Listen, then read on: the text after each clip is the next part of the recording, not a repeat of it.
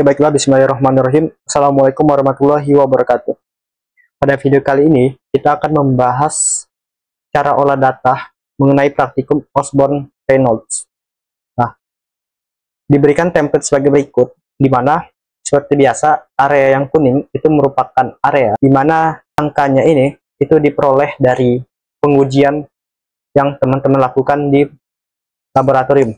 Nah, begitupun pengamatan jenis aliran. Di sini disamain laminar-laminar, transisi-transisi, turbulen. Karena kemarin ketentuannya itu harus 2 laminar, 2 transisi, dan 2 turbulen gitu.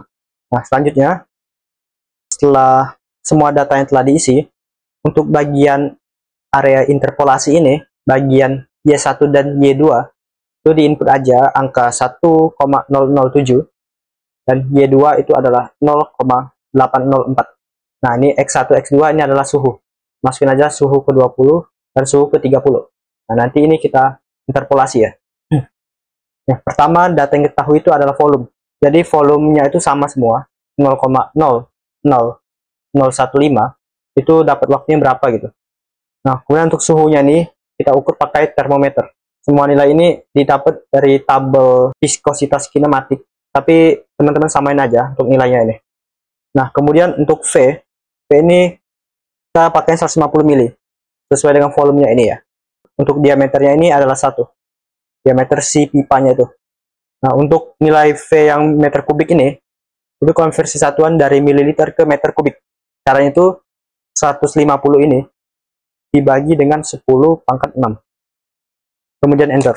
Nah, didapat hasil sebagai berikut. Nah, hasil ini kita samain dengan ini ya, atau ini volumenya ini kita linkkan ke sini gitu. Kemudian diameternya itu 1 cm kita ubah ke meter, yaitu 1 ini dibagi 100, kemudian enter. Nah, luas penampang pipa itu rumusnya adalah 0,25 atau 1/4 dikali V. V itu PI gini, PI buka kurung tutup kurung, dikali dengan diameter pipanya dalam 1 meter di pangkat 2, kemudian enter. Kemudian volume laju aliran itu sama dengan volumenya ini dibagi dengan waktu ini, kemudian enter. Kemudian di scroll ke bawah. Nah, untuk viskositas kinematik kita memerlukan nilai faktornya itu. Nah, caranya itu kita interpolasi.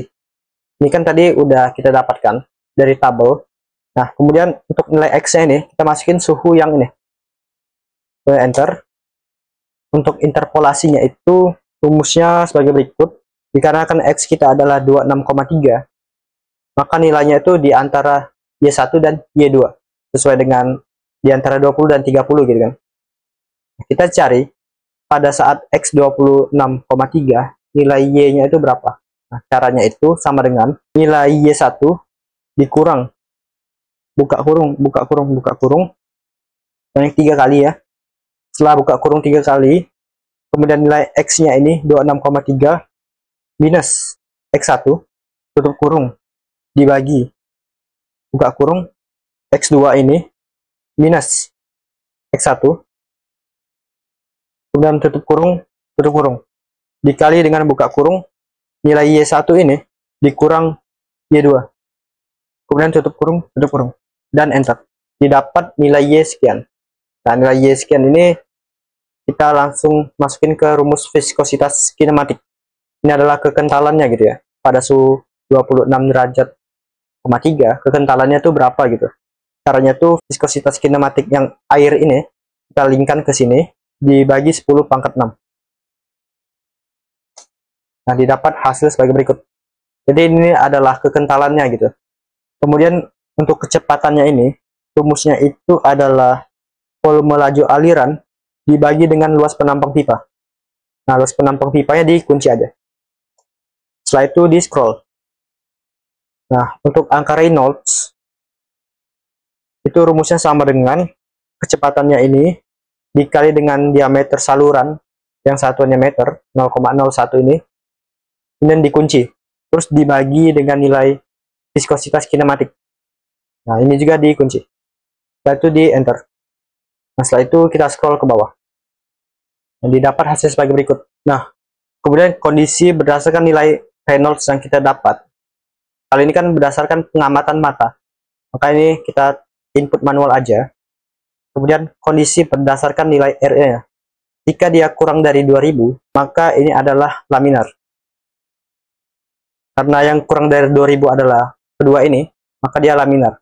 Dan ternyata pengamatan jenis aliran secara langsung dan berdasarkan perhitungan, ini sama-sama laminar. Berarti pengujian kita itu udah benar. Nah, kemudian untuk transisi, itu apabila nilainya di antara 2000 dan 4000. Nah, maka namanya itu adalah transisi, aliran transisi.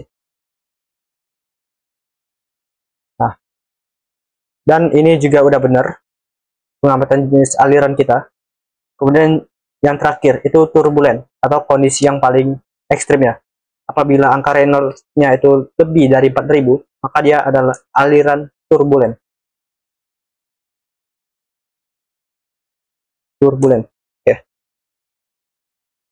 Jika udah tepat semua seperti ini, maka bisa lanjut ke laporannya. Namun, apabila ada yang belum tepat, misalnya area ini itu nilainya adalah 2500, maka ini kan bukan laminar ya, maka ini itu adalah transisi.